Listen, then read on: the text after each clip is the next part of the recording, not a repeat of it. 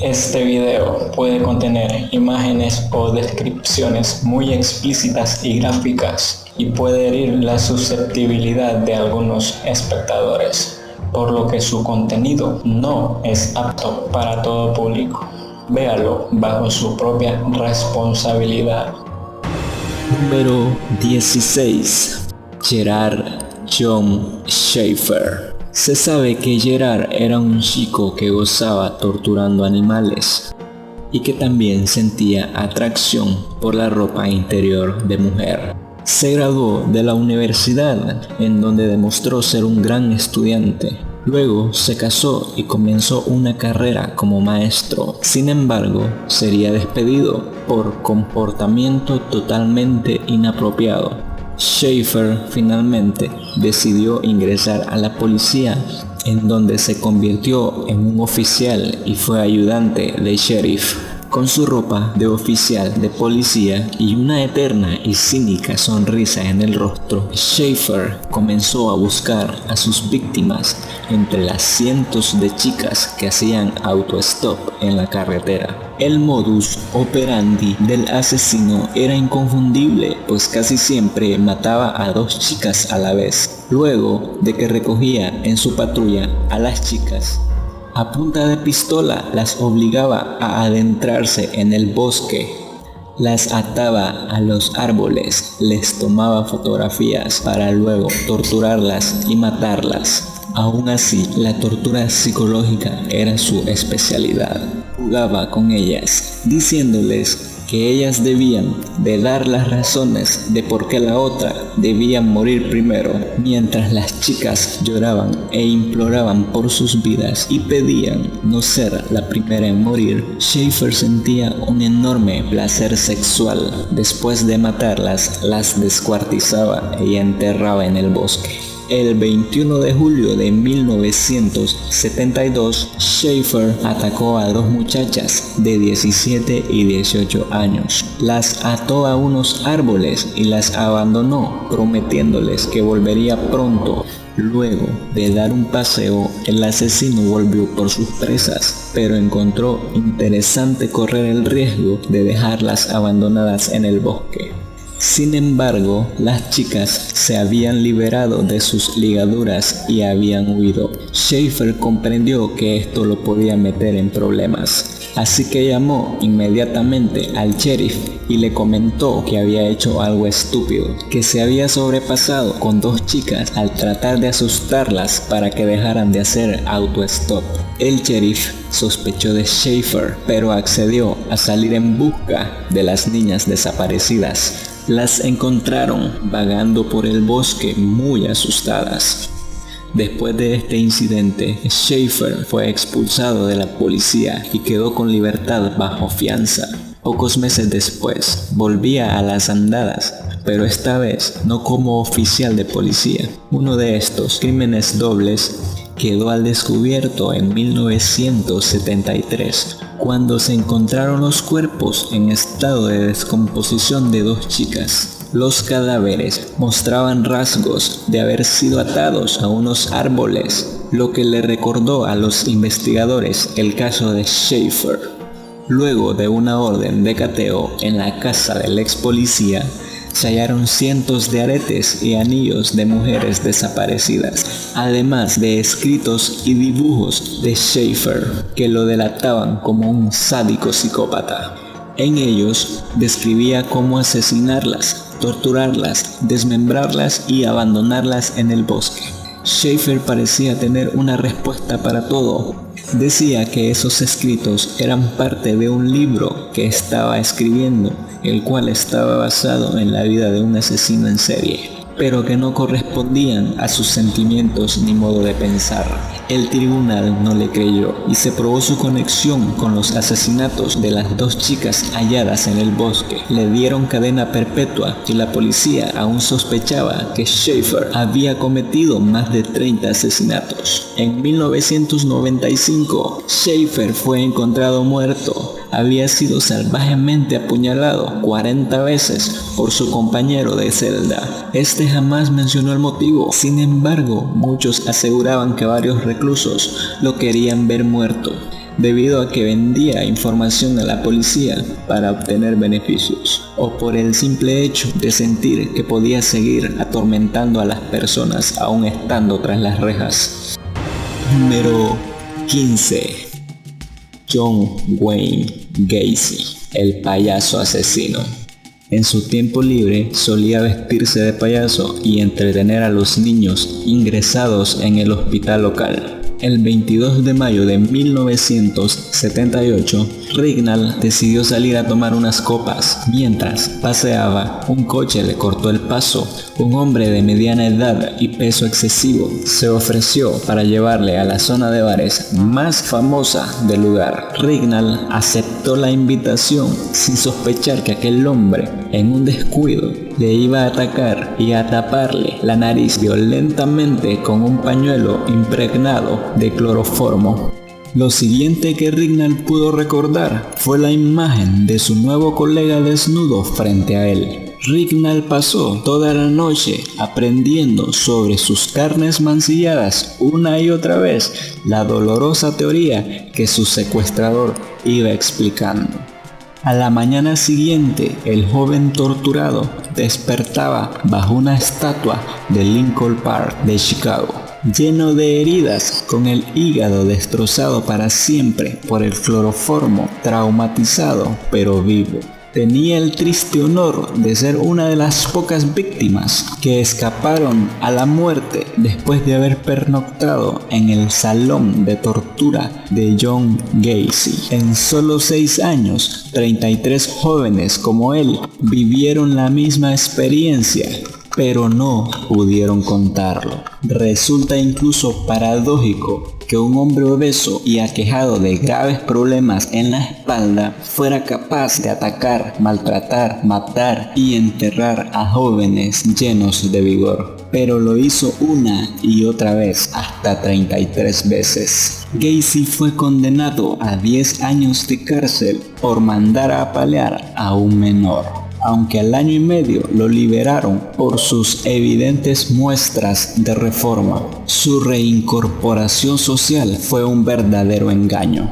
Todos lo creyeron un hombre nuevo cuando en realidad la pesadilla estaba por empezar. Tenía fiestas en su casa los fines de semana, congregando a más de 300 personas. Después de las fiestas, todos regresaban a sus domicilios comentando 2 cosas: lo agradable que era aquel ciudadano regordete y lo mal que olía su jardín. La gente y su segunda esposa pensaron en cañerías con ratas muertas. Nadie imaginó que el hedor venía de los restos de aquellas personas que Gacy torturó y asesinó, restos tan podridos como la verdadera naturaleza de quien parecía un ciudadano ejemplar.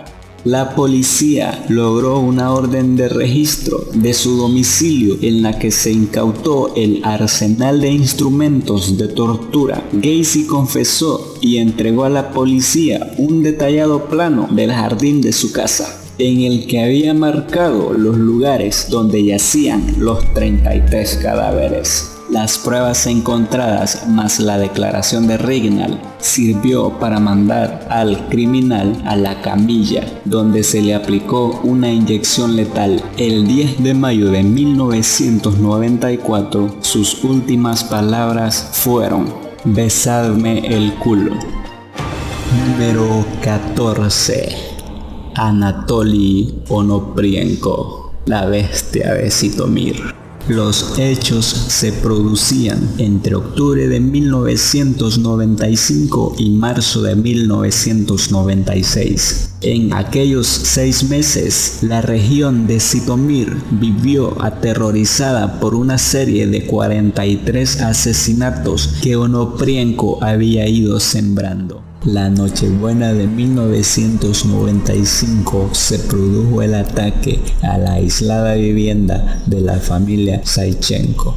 El padre, la madre y 2 niños muertos y la casa incendiada para no dejar huella. Fue el precio de un absurdo botín formado por un par de alianzas, un crucifijo de oro y 2 pares de pendientes. 6 días después, la escena se repetía con otra familia de 4 miembros. Víctimas de Onoprienko aparecieron también aquellos 6 meses en las regiones de Odessa, Lvov y Dniepropetrovsk. Estas matanzas iniciaron la segunda investigación delictiva más grande y complicada de la historia ucraniana. Con la policía tras su pista, Onoprienko puso tierra de por medio. En 1989 abandonó el país ilegalmente para recorrer Austria, Francia, Grecia y Alemania, en donde estaría 6 meses arrestado por robo y luego sería expulsado. De regreso a Ucrania, sumó a los 9 otros 43 asesinatos y poco después, ante las pruebas encontradas por los agentes en los apartamentos de su novia y su hermano, hallaron una razón para arrestarlo. El monstruo operaba de la siguiente manera: elegía casas aisladas, mataba a los hombres con armas de fuego y a las mujeres y niños con un cuchillo, una hacha o un martillo. No perdonaba a nadie. Después de sus asesinatos cortaba los dedos de sus víctimas para sacarle los anillos, o a veces quemaba las casas. Incluso mató en su cuna a un bebé de 3 meses asfixiándolo con una almohada. Onoprienko reconoció haber matado a 42 adultos y 10 niños entre 1989 y 1996. Era tan odiado que en el juicio tuvieron que ponerlo en una jaula metálica. Solo así impedirían el linchamiento de esa bestia demoníaca. Anatoly Onoprienko siguió los pasos del legendario Andrei Chikatilo. Ambos mataron al mismo número de víctimas, pero son muy diferentes. Bueno, de Chikatilo te hablaré más adelante. Las personas pedían a gritos la pena capital, pero el juez no pudo hacer más que detallar los 52 crímenes oficiales conocidos de Onoprienko. Se presume que fueron muchos más, pero los testigos no dieron cuenta de eso. Al final, Anatoly murió en prisión. Dicen muchos que sin haberse arrepentido de sus actos. Número 13. Alexander Pichuskin, el asesino del ajedrez o el maníaco del martillo. Alexander fue criado por su madre y era un niño solitario y callado. Al morir su abuelo se deprimió y su madre le regaló un perrito. Como pocos asesinos, Alexander amaba a los animales. Con 17 años, Alexander se enamoró de Olga Makchiva, de 17 años, quien se fue con un hombre de 20 y le rompió el corazón, hecho que en parte le causó la ira interna que lo llevó a su primer asesinato a los 18 años. En los primeros años del siglo XXI empezaron a desaparecer los ancianos y vagabundos que frecuentaban el parque Vitsevsky. Pichuskin engañaba a sus víctimas con promesas de licor gratis si eran hombres y a las mujeres les mentía para salir en una cita. Después atacaba por la espalda con un martillo, tubo metálico o una botella de vodka.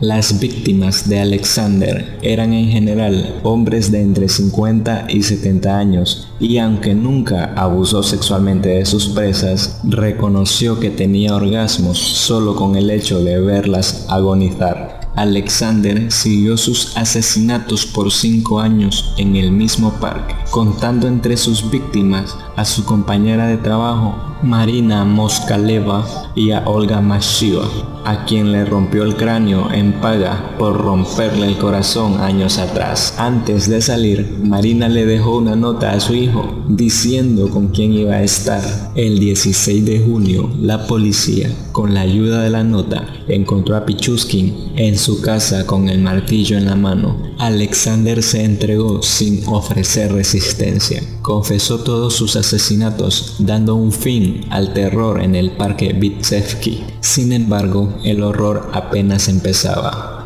Al confiscar evidencias, en la casa se encontraron con un tablero de ajedrez con 61 monedas pegadas y un número en cada espacio. Durante el interrogatorio, Alexander declaró que su misión era llenar los espacios del tablero de ajedrez con sus víctimas. Dicho esto, entregó un diario con apuntes y un diagrama del tablero que contenía información sobre sus víctimas. Alexander comentó lo siguiente: salvaron la vida de muchas personas al atraparme. Nunca me hubiera detenido. Nunca. Me gusta el sonido de un cráneo partiéndose. Alexander era tan odiado que tuvo que ser encerrado en un cubículo de vidrio blindado para que no lo mataran. Cuando la prensa le preguntó por qué mataba, Alexander dijo: una vida sin homicidios para mí es como una vida sin alimentos para ustedes. Solo mataba a personas que se quejaban de su vida. Me sentía como un padre de todas estas personas, porque era yo el que les abría la puerta al otro mundo. Alexander presumió de estrangular 11 personas en un mes y confesó que admiraba al sangriento Chikatilo, mas dijo que debía ser nombrado el asesino número 1 de Rusia por haber superado el número de víctimas de su ídolo. El castigo que le dieron fue pequeño para tanta atrocidad: la cadena perpetua. Si te ha gustado el video, suscríbete para que no te pierdas la tercera parte. Gracias por tu atención. Hasta la próxima.